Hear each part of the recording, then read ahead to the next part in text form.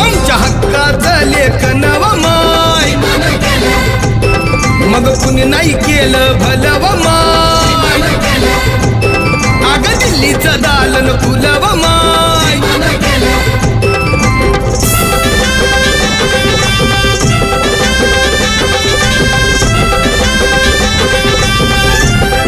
तुमच्या पोरानं शाळेत शिकावं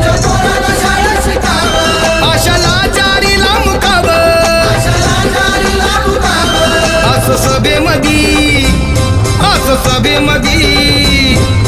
सभेमधी भाषण व माय